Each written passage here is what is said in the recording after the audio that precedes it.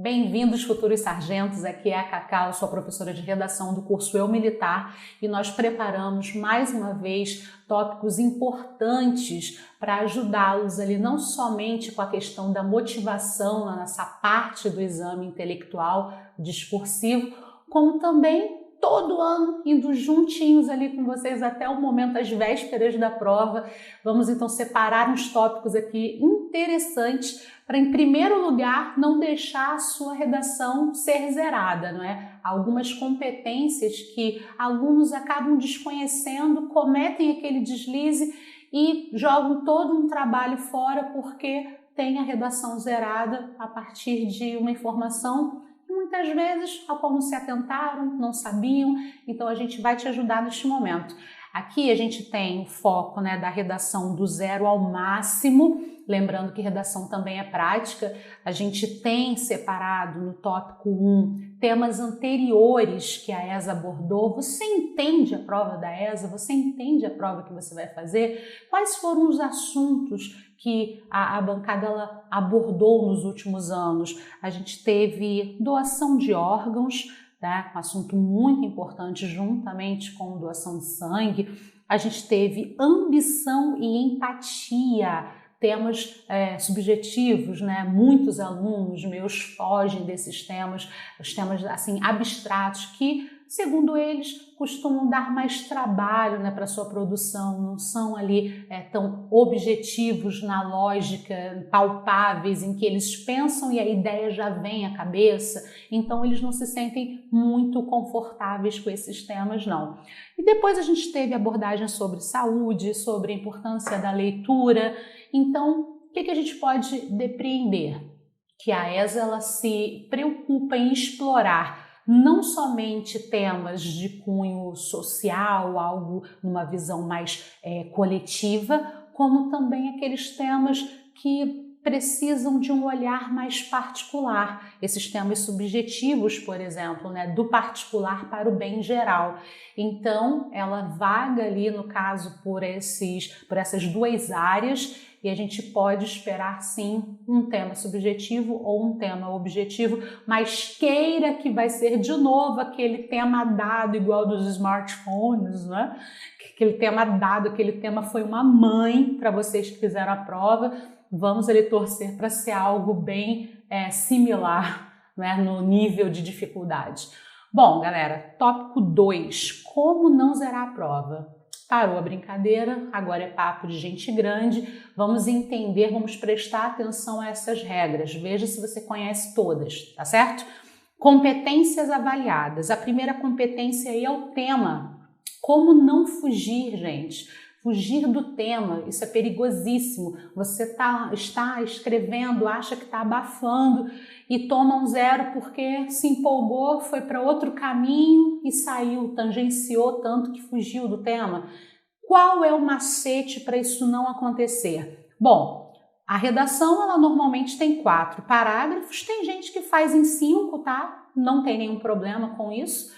Porém, eu prefiro 4, é uma estética simplificada, mais objetiva ali, cumpre bem o seu papel. Então, vamos supor que o candidato fez ali a sua redação em 4 parágrafos, apresentou o tema na introdução, que é a missão, no caso, o objetivo, não é, da introdução. Apresentei uma contextualização sobre o tema, beleza. Fui para o desenvolvimento 1, dei uma problematização sobre o tema, o tema aparece toda hora. Desenvolvimento 2, eu dei outra problematização sobre o tema e coloquei a sua consequência.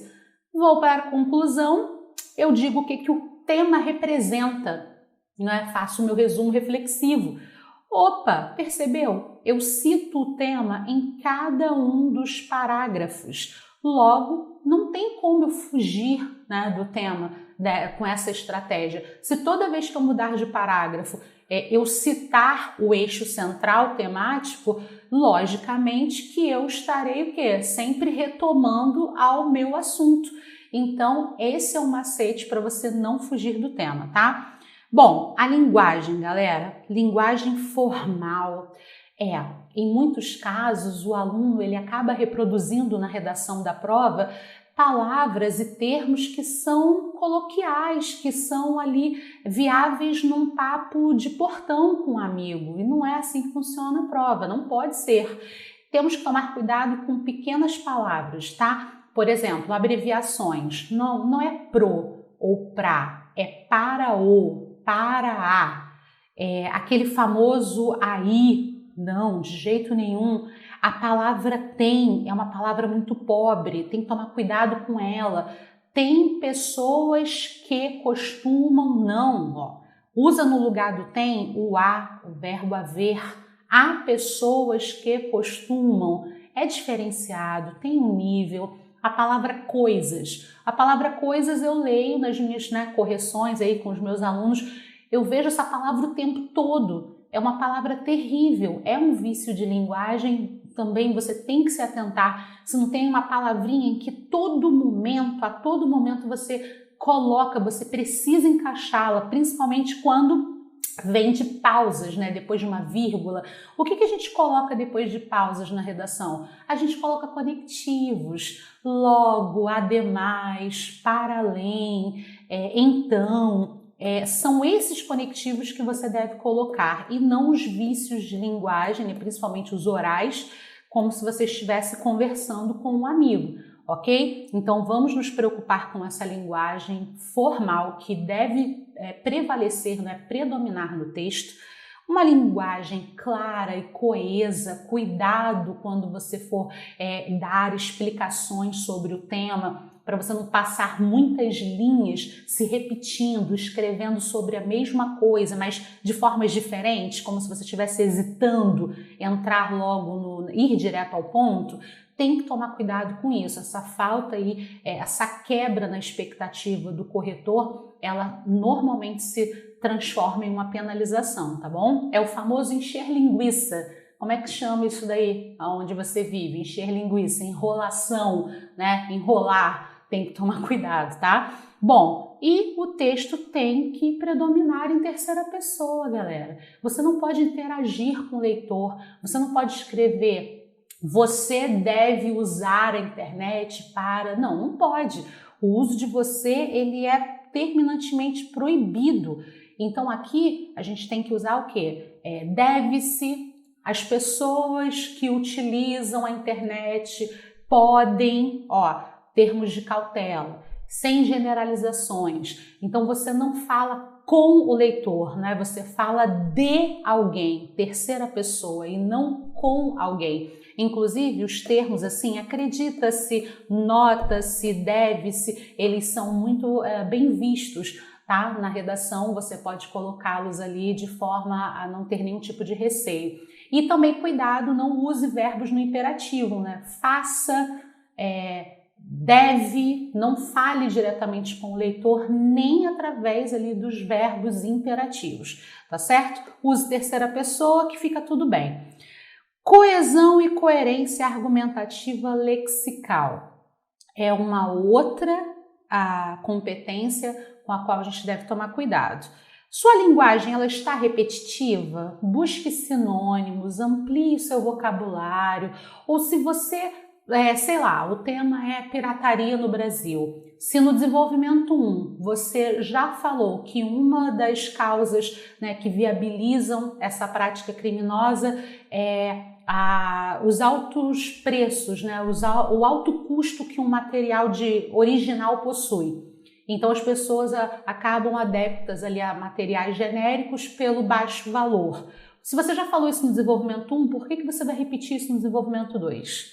Tá? Então, por favor, tenha cuidado com essa redundância e essa saturação também de palavras, tá?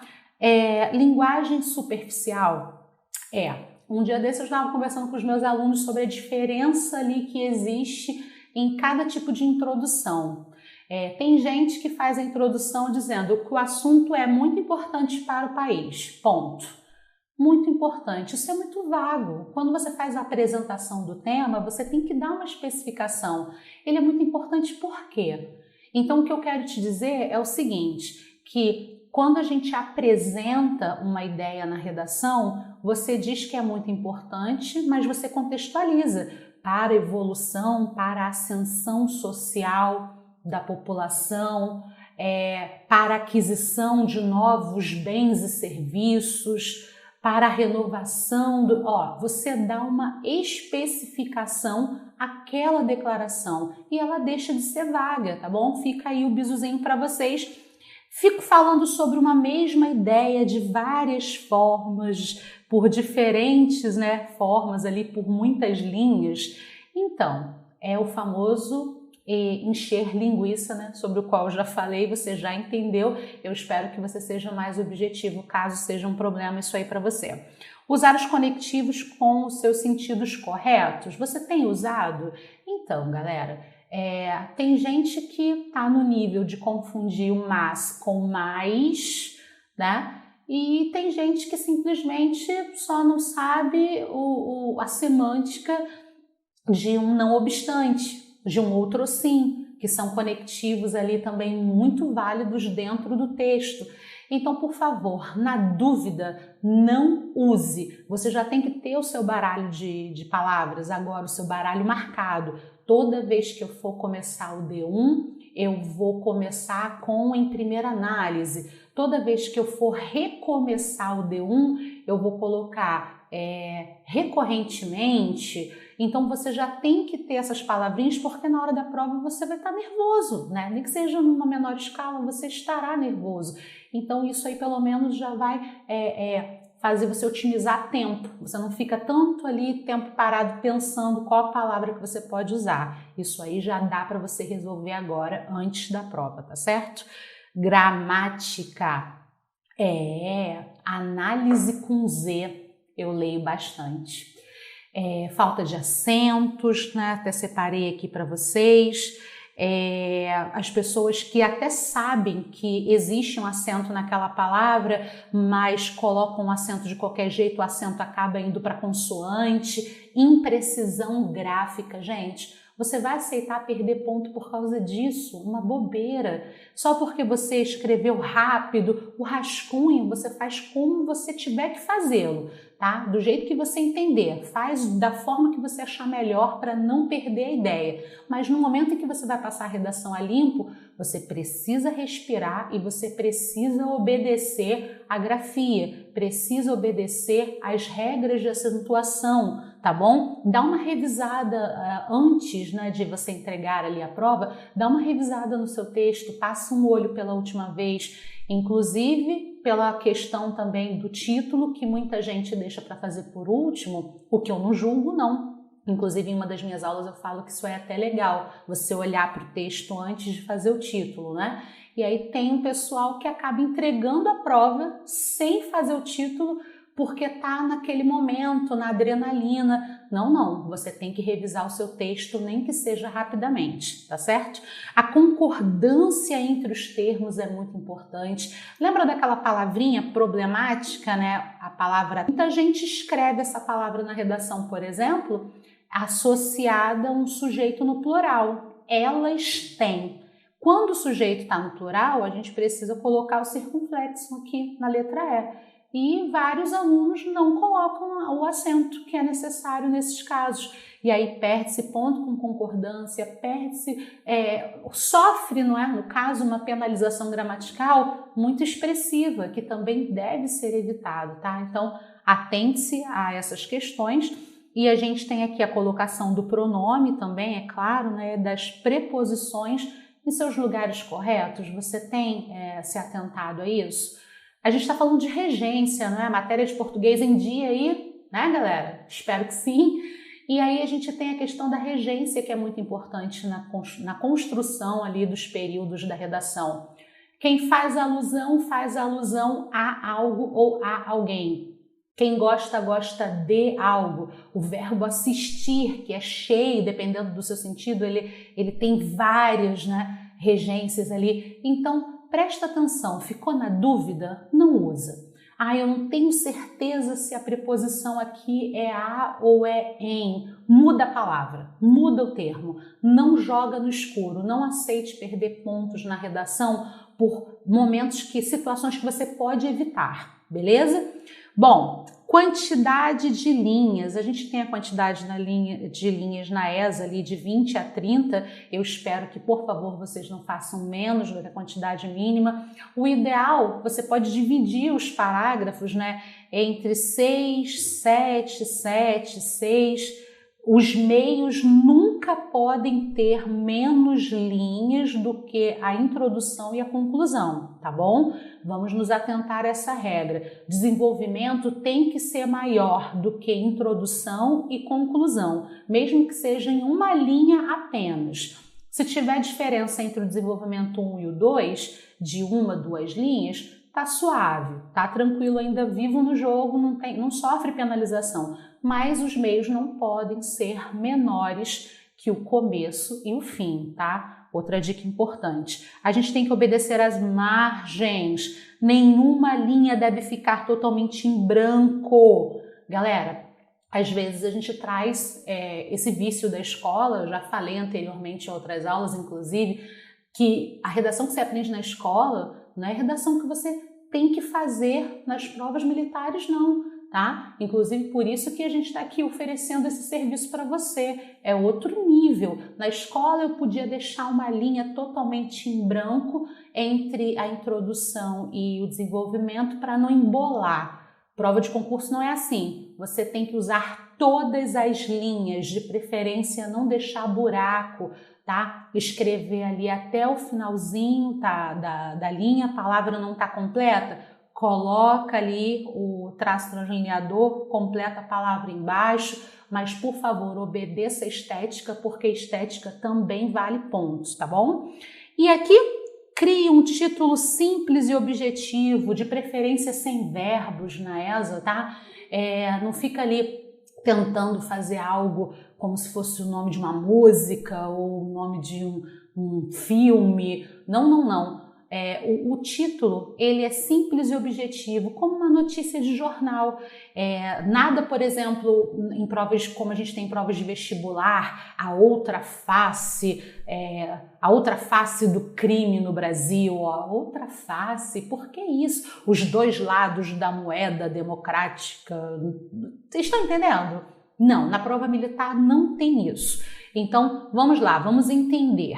Se eu tenho aqui um tema sobre o ensino remoto, né? Hoje em dia, a importância da tecnologia, né, para a nossa educação, para a educação do Brasil, como é que eu posso transformar isso? Os impasses da tecnologia no século XXI. Poxa, impasses, os efeitos, os impactos, porque toda redação vai ter uma consequência. Toda redação vai ter esse pedaço. Então, eu posso usar impasses, que não é a ideia de entrave, posso usar, mas impactos e efeitos se encaixam muito bem também.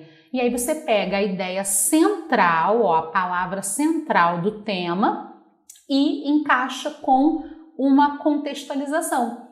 Então, pronto, eu posso pegar uma palavra central, a obesidade, o sobrepeso no século XXI. Pronto, contextualizei, no século XXI. Ou sobrepeso, a obesidade é uma questão social, em pauta. São formatos curtos, mas que funcionam. A gente está aqui, lembre-se, você precisa acertar ali 50 pontos, anota 5. Então não inventa muita moda não. Você quer a vaga ou você quer escrever um livro? Não é? Então esse é o propósito. Dá para fazer um título simples, focando ali no tema e dando uma contextualização. Agora, OBS. Não pode copiar o tema na íntegra, galera. Não pode fazer um Ctrl+C, Ctrl+V do tema para o título, tá? Tem que contextualizar. Se o tema é a obesidade infantil no Brasil, você não pode colocar o título a obesidade infantil no Brasil. Não, você não pode. Você vai ter que mudar um pouquinho. Sobrepeso entre as crianças brasileiras, tá certo? Dá um contexto. Sobrepeso entre as crianças brasileiras no século XXI. Enfim, mas você não pode ser cara de pau de copiar o tema, fazer a mesma coisa no seu título, tá certo? Bom, vamos continuar aqui. O tópico 3, ele traz um modelinho, né, de redação, porque o pessoal sempre pede, Titi atende. A gente tem aqui introdução logo de cara, um modelo. Bom, é irrefutável que a evolução humana já vivenciou inúmeros eventos importantes para a sua sequência. De igual forma, o fenômeno encaixa o tema. Então, aqui é uma forma em que você projeta de cara a questão da raça humana diante do tema. Citou o tema, violência contra a mulher, a obesidade infantil, que ganha proporções questionáveis, o tema é ruim, ou vantajosas, o tema é mais positivo do que ruim. Professor, o tema é ruim e bom. O tema, ele traz tanto coisas boas quanto ruins para a população. Então vamos juntar, ganha proporções questionáveis e vantajosas. Por que não? Ao se considerar favorecimento que proporciona ao bem-estar coletivo, ou se for um tema somente de aspectos ruins, sei lá, crimes na internet. Aí a gente já tem que usar essa segunda parte aqui, Você não vai colocar favorecimento, né? Não tem como. Ao se considerar o revés social que representa. Tá vendo? É uma questão de bom senso. Você percebe se o tema é mais agressivo ou se ele é mais benéfico para a sociedade, e aí você encaixa essas resoluções, essas definições para apresentá-lo.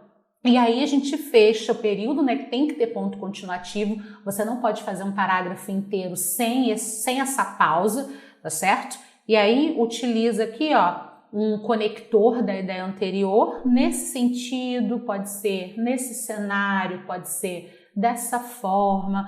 Um dos preceitos que se destaca sobre o assunto em análise está no fato de primeiro argumento. É aquilo que você vai explicar no desenvolvimento 1. Então, um dos preceitos que se destaca sobre o assunto em análise está no fato de que muitos pais não se atentam ao que os filhos consomem diariamente, se for o tema da obesidade infantil. Olha só o que acaba de acontecer. Eu vou explicar essa causa aqui quando eu for para o desenvolvimento 1. Eu só dei um spoiler, né, na minha introdução. Seja determinante para o princípio ativo dessa condição. Ótimo. Então, isso aqui eu também posso usar em outros temas. Já dei o meu primeiro argumento, agora eu preciso explicá-lo. Desenvolvimento 1. Ao partir desse pressuposto, por quê? Por que eu começo o desenvolvimento 1 assim? Porque eu terminei a minha introdução citando aquilo que eu vou explicar, tá bom? Ao partir desse pressuposto, cabe ressaltar as inúmeras situações que dão origem ao tema. Encaixa o tema aí. Lembra? Você não vai fugir do tema, é só você retomá-lo, tá bom? Principalmente quando não há uma reflexão particular sobre a sua ênfase social, ou seja, sobre como ele atua, né, a força dele na sociedade. Uma vez que, agora eu vou dar o primeiro argumento de causa. Então eu já falei, né, citei o tema, e lembra que eu tinha citado na introdução que muitos pais não se atentam ao que os filhos consomem? Então agora é o momento em que eu vou explicar isso. Uma vez que diversas crianças na era moderna não possuem supervisão de um adulto sobre as suas refeições, né? O que contribui diretamente para que o evento mencionado, né? Porque eu não quero falar o tema de novo, eu já falei, não preciso repeti-lo, se propague. Ótimo, então eu já reforcei que essa falta de supervisão ela faz com que o problema se amplie. E aí eu coloco um ponto continuativo. Agora o que eu tenho que fazer? Dei uma problematização, não dei? Dei o argumento e a consequência dele. É o momento que vai fechar o meu parágrafo, o meu desenvolvimento 1. Eu pego um conectivo, consequentemente, possíveis impactos dessa ação podem surgir de imediato como argumento de causa dado anteriormente. Então, peraí, o que eu posso encaixar aqui? Podem surgir de imediato como maus hábitos alimentares que resultando em um cenário de doenças, né, as quais podem surgir ainda nos anos iniciais e acompanhar o indivíduo, serem crônicas, né? Acompanhar o indivíduo ali, perpetuarem por toda a vida. Então, o que eu faço aqui? Eu tenho causa e tenho consequência para poder fundamentalizar a minha problematização. Tudo no mesmo parágrafo. Problematizo e dou a consequência daquela problematização. É simples assim. Fechando aqui no caso o período, com ponto continuativo, usando o conectivo e seguindo a minha vida com aquela ideia de consequência. Bom, desenvolvimento 2. Se tenho ali a mesma lógica, eu tenho que problematizar de novo e dar consequência. Eu vou lá e uso esse começo aqui, sob a mesma linha de raciocínio, porque eu vou continuar problematizando. Agora, imagine se fosse um tema que tivesse pontos positivos e negativos. Imagine o tema anterior sobre os smartphones, em que eu podia abordar nos meios como eles são nocivos, né? Como eles nos prejudicam, como esse fácil acesso pode ser nocivo, no caso, a nossa vida. Mas no D2 eu colocaria suas vantagens. Se fosse assim, positivos e negativos, né, tese e antítese, eu começaria o D2 com por outro lado, por outra perspectiva, tá certo? Porque eu falaria sobre o outro lado da história. Mas como aqui o tema ele vai continuar problematizando, é uma questão de bom senso, então eu continuo com essa linha de raciocínio. Sob a mesma linha de raciocínio, é importante validar que outro argumento de causa, que a falta de exercícios físicos é um dos fatores mais comuns para motivar a continuidade do tema, do sobrepeso infantil. Tudo encaixado, mas eu preciso contextualizar isso, tá? Não é só declarar, eu tenho que dar a explicação, né, de como esse processo ele acontece. Então, do sobrepeso infantil nas interações humanas, principalmente por quê? Principalmente quando a tecnologia facilita, a tecnologia ela populariza situações de comodismo. Pronto, aí eu vou dar a minha contextualização, vou usar o meu ponto continuativo, porque eu encerrei esse primeiro argumento. E o que eu faço depois? Conectivo, ademais. Tal fato pode acarretar premissas de menor ou maior escala. Por quê? Consequências. Quais são as consequências da minha problematização? É agora que eu vou apresentar. Argumento, então, de consequência final. Problemas de socialização, desenvolvimento ali em estágios emocionais de baixa autoestima, bullying, não é? O bullying também costuma ocorrer bastante mediante essa falta de interação física, social. Então, eu tenho vários outros argumentos de consequência para apresentar aqui, pois normalmente espera-se, aí eu vou explicar o fim dessa consequência, pois normalmente espera-se que crianças tenham o quê? Tenham atividades ativas, diárias, principalmente em função da fase escolar. Pronto, expliquei. Espera-se, todas essas palavras, elas puxam as ideias que precisam ser escritas, vocês perceberam? E aí, eu vou lá e finalizo, e que pela lógica das análises afeta significativamente a rotina dos envolvidos e suas perspectivas de vida. Gente, pronto, fechei o parágrafo de argumentação final, né? Problematizando de novo e dando a minha consequência. Bora fechar isso? Bora jogar essa prova para o alto e só fardar depois? Conclusão. Em face dos argumentos abordados, constata-se que o tema, faz uma referência, lembra? Não fugir do tema, representa risco ou benefícios? Ou os dois? A população, especialmente por contribuir com a ordem social, ele é um tema positivo. Dividir opiniões, ele é um tema polêmico. Ser uma questão de saúde pública é um tema sobre drogas, obesidade. A obesidade se encaixaria aqui, que foi o que a gente usou na aula hoje. Não receber a visibilidade a qual deveria, é um tema que deveria ser mais abordado por todo o corpo social, mas não é. Ele passa indiferente aos nossos olhos. É um outro resumo reflexivo bem interessante. Violar códigos de ética promove o caos popular. promove revés social. Gente, há tantos resumos reflexivos que você pode encaixar. E não fique assustado com o excesso de informação, não, porque são todos assim bem lógicos. Se o tema é positivo ou negativo, você tem palavras-chave: revés, ascensão, positivo, revés é negativo. Então é só você brincar com esse jogo de palavras. E aqui eu fecho esse primeiro momento, porque não é uma conclusão do Enem, não é uma conclusão do vestibular. Você não tem que começar respondendo quem tem que fazer o quê, como e por quê. Primeiro você faz esse resumo dizendo o que o tema representa. Aí você fecha com um ponto continuativo, usa um conectivo conclusivo, e aí sim, se você quiser dar agora uma sugestão de melhora, você dá, né? Logo, a mudança, né, ou a perpetuação, né, que deve continuar, se for um tema positivo, desse cenário é possível através de instituições estatais e privadas que garantam o direito do menor, da mulher, dos usuários de internet. A qual público o tema se destina? Não se destina a nenhum público específico, não. Da população moderna brasileira? Do cidadão brasileiro? Beleza, quer ampliar? Então fica melhor, né? Abraça todos, a fim de amenizar vulnerabilidades e inseguranças acerca do evento em questão. Pronto.